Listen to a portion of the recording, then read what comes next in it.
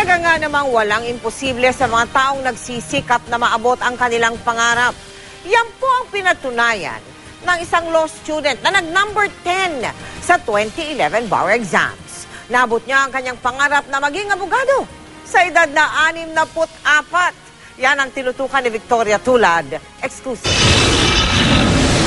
Sa edad na 64, isa si Rodolfo Aquino ng San Beda College, Alabang sa mga patunay na hindi hadlang ang edad para pumasa at manguna sa bar exams.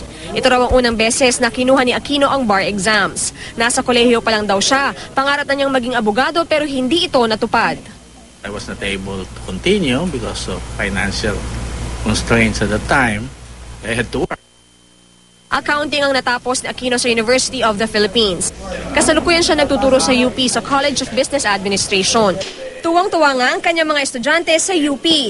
Siyempre, proud na proud ako na naging attorney na po ang aming professor. Inspirasyon po siya sa amin. Sobrang nakakagulat pero at the same time parang in-expect na namin kasi sa class namin daming ideas talaga ni Sir.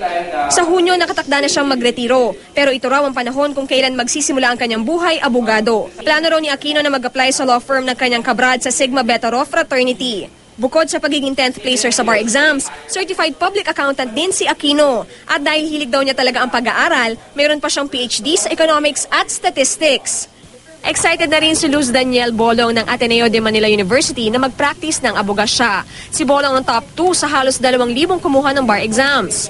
Masaya, sobrang saya. Siyempre, it's really a blessing.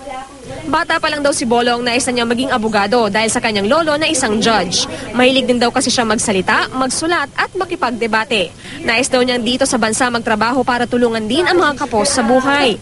Masaya rin si Luz dahil bukod sa kanya, pumasa rin sa bar exam ang kanyang nakatatandang kapatid na si Dayan na nag-aral sa Arellano University.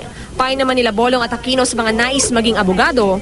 It's really about working hard and believing in yourself and of course, have faith in God. Start preparing for the bar exam from day one.